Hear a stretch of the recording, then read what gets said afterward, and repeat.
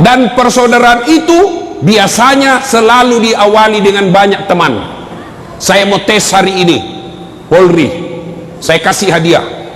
Siapa anggota Polres Banggai yang bisa menghafal 5 sahabatnya, namanya temannya? Ayo, saya kasih hadiah. Ayo, 5 mau, jangan mau 10.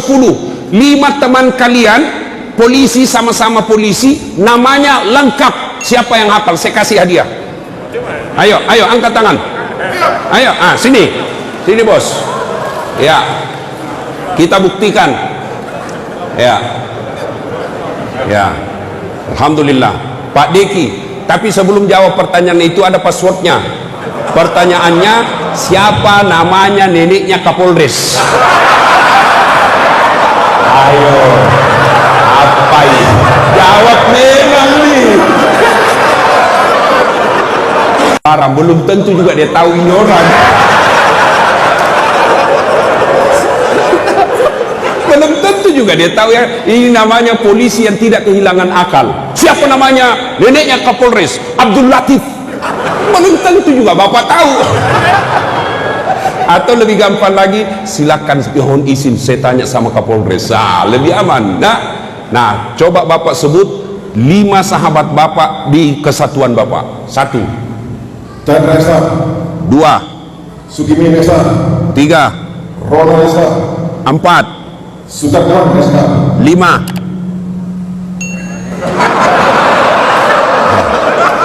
Ayo, Zulkifli Islam. Zulkifli. Pak, itu baru 5, sudah sempat mati akal. Ini bagaimana kita mau mengakui persaudaraan kalau teman kita tidak tahu namanya? Belum lagi kalau saya tanya, bapak ini yang sudah duduk di samping, sudah baku tahu nggak kenal di samping kiri kanan? Ayo, ini aja dulu yang sederhana. Ini di belakang kita tahu namanya enggak? Kanan kiri tahu enggak namanya? Itu aja dulu yang namanya persaudaraan. Kita sekarang karena medsos berdekatan tapi tidak baku sapa. Dalam Islam, jangankan yang begitu, bapak bilang hoci, bapak ucapkan alhamdulillahirabbil alamin. Alhamdulillah. Apa jawabannya di samping? Yarhamkallah. Samping itu dia jawab lagi, yahdibikumullah. Sudah itu apa? Ya sudahlah. Itu artinya tidak boleh orang cuek di samping kita. Hati, alhamdulillah. Yang di samping kita tidak boleh diam. Kau jawab yarhamkallah. Sudah itu tidak boleh kau cuek juga di sampingmu. Yahdibikumullah. Itu Islam. Hari ini nama samping kita saja tidak. Pak Deki sudah berhasil mengetahui dengan baik nama temannya 5. Oleh karena itu saya kasih hadiah 100.000 rupiah. Bos, beda rasanya itu uang Kapolres dengan uang Ustaz. Sudah, terima kasih Pak Deki. Silakan duduk. Makasih Pak. Ada yang punya korek? Siapa punya korek? Macis, colok. Ayo, kasih saya pinjam. Berarti ada perokok di sini. Pak, korek kecil. Tadi saya kasih uang Pak Deki 100.000. Kira-kira kalau saya minta lagi uang dari Pak Deki, mari tuangku. Bagaimana perasaannya beliau? Kurang ajar ini Ustaz, kasih malu saya. Ayo, yang lebih parahnya lagi, uang yang saya ambil tadi itu, ya, nih. Bagaimana perasaan bapak kalau ini uang saya bakar? Bagaimana? Tega enggak? Takaburnya itu Ustaz. Masa uang 100.000 dia bakar? Sudah lagi dia kasih orang, dia minta lagi baru dia bakar di depannya. Bagaimana perasaan kita? Hancur? Jengkel? Begitulah orang yang memutuskan silaturahmi. Rasulullah sallallahu alaihi wasallam bersabda, Tabi, ambil kembali yang punya korek. Saya doakan mudah-mudahan berhenti merokok.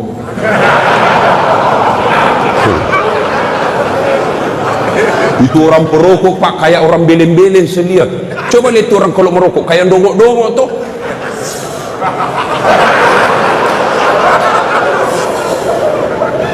Itu aja dikerja 10 menit. Sekali-kali isap kunyah. Masa uang 20.000 ke buang-buang. Baru kita itu yang tidak merokok, Pak. Di sampingnya perokok. Pas kita pulang, biar celana dalam bau rokok juga, Pak. Jadi Bapak kalau merokok jangan tularkan asapnya ke kami ini yang tidak merokok. Bagaimana caranya? Kau bawa kantong kresek, bawa ke kantong plastik, isap, sudah simpan di dalam sini, tak kau buat. Atau sekali bungkus kepalamu. Tidak masalah itu. Jangan marah Pak ya, jangan marah ya. Saya doakan Bapak berhenti merokok, pembeli rokoknya kita pergi umroh sama-sama. Itu, amin. Nah, Ibu Bapak, kenapa saya kasih contoh tadi uang dibakar? Nah, Rasulullah bersabda, "Sittatu asyain tuhbitul amal." Ada 6 sifat perbuatan yang menghancurkan amal kebaikanmu. Coba, dia makan kita punya kebaikan, dia hancurkan segala kebaikan-kebaikan kita. Ibarat kertas dengan api. Coba lihat itu tadi, begitu disulut api, sekejap habis itu kertas. Begitu juga orang yang punya sifat 6 ini, dia hancurkan amal-amalnya. Siapa yang sudah haji? Coba angkat tangan. Siapa yang sudah umroh? Siapa? Ini, bapak-bapak sudah puasa semua kan? 30 tahun puasa Ramadan tidak ada lepas. Sholatnya di Masjidil Haram, 1 kali sholat di Masjidil Haram, 100.000 kali sholat di sini. Begitu pahalanya, banyaknya luar biasa. Tapi pahala itu semua habis gara-gara 6 sifat ini. Dia makan itu, Pak. Apa itu? Kata Nabi, yang pertama, al-istighalu bi'uyubil khalq. Suka sekali cari jeleknya orang, nah lupa jeleknya dirinya sendiri. Nah, ini tukang gosip. Penyakitnya ibu-ibu di belakang. Apalagi kalau dia asrama, semua mau gosip. Lewat tetangganya langsung dia, ku tahu gitu nak pakai jilbab, kenapa kak keriting rambutnya. Sudah, orang pakai jilbab dia celah Pak. Sudah, lewat lagi yang satu, enggak serasi kudungnya, iyo kayak umbul-umbul. 2 sudah dia celah, lewat lagi orang pakai gelang emas, palsu. Kenapa kau tahu? Melengke itu hitam-hitam di gelangnya. Lewat lagi yang satu pakai lipstik, palsu lipstiknya. Kenapa kau tahu? Melengkek di giginya. Semua dia celah. Jangankan manusia biasa, Nabi saja dia celah. Menurut Anda, bagaimana pendapatmu tentang Nabi Yusuf?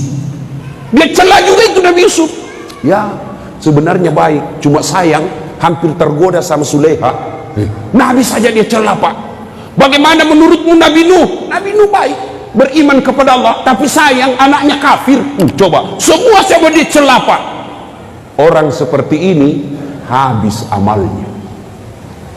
Maka kata Nabi, beruntung orang yang terlalu sibuk mencari dirinya sendiri, mencari kekurangan dan aib dirinya sendiri, sehingga tidak punya waktu untuk mencari kejelekan orang lain. Itu kita kan terlalu sibuk Pak, kejelekannya orang. Biasa ibu-ibu bertetangga. Pertama cerita sinetron gini cerita pertama Pak. Bagaimana menurutmu itu tadi malam sinetron? Wah, jelek betul sifatnya itu suaminya, kasihannya. Lama-lama cukup ribut. Kenapa? Seperti tetangga tak. Langsung tetangga jadi korban. Langsung dia bilang, iyo, kasihan dia, setengah mati suaminya, pergi pengajian kiri kanan, istrinya selingkuh. Coba, apa gunanya kita cerita seperti ini Bu? Ibu-ibu saya tanya, ada ndak yang istri yang senang suaminya selingkuh? Ada? Jawab dulu Ibu, ada ndak? Tidak ada. Lalu apa gunanya kita cerita? Ayo. Maka istri yang baik, majelis taklim yang baik, anggota Bayangkari yang baik, yang taat dalam agama, datang tetangganya bawa gosip, anu saya dengar anu, innalillahi wa inna na'udzubillah bin zalik. Kita berlindung kepada Allah dari keburukan seperti itu. Belum tentu suami tak lebih baik dari dia. Itu baru istri yang baik. Ini tidak pak, baru anu, saya tahu itu, begitu memang, padahal dia tidak tahu. Suka sekali codo, ikut campur. Barang siapa ibu-ibu yang suka ikut campur, maka nasibnya nanti di akhirat seperti tauge. Tahu tauge? Bapak-bapak tahu tauge? Coba lihat itu tauge. Suka ikut campur toh? Kita bikin pecel, ada ya. Gado-gado, ada. Soto Banjar, ada. Ikan doang, ada. Tahu isi, ada. Karena dia selalu ikut campur, maka Allah takdirkan seluruh tauge dari Sabang sampai Merauke tidak ada yang lurus, semua bengkok.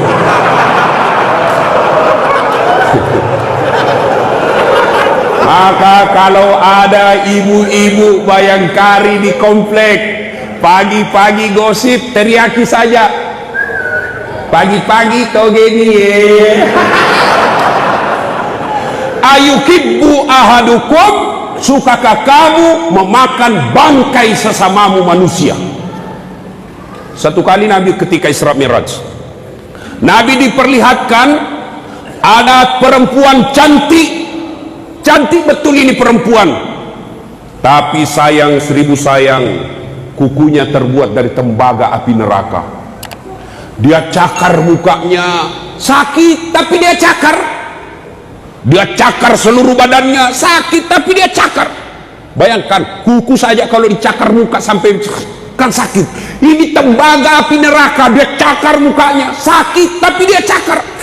Sakit, dia cakar lagi. Lalu dia makan bangkai orang mati di depannya. Bangkai orang mati di depannya dia makan.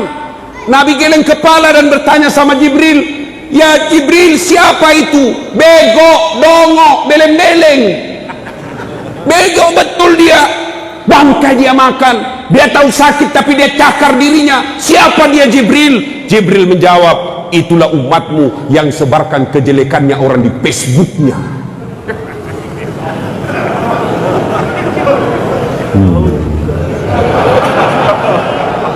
Apa gunanya kita sebar jeleknya orang? Bapak kenal saya? Kenal saya dari mana? Dari YouTube Ustaz. Kenal saya dari mana? Dari Facebook. Kenal dari mana? Dari filer-filer Instagram. Apa yang saya cerita kejelekan orang? Saya dikenal orang bukan karena cerita aibnya orang. Saya dikenal orang kenapa? Karena menyebarkan kebaikan, bukan menyebarkan kebencian. Maka bodoh orang yang suka menyebarkan kebencian, apalagi berita-berita bohong.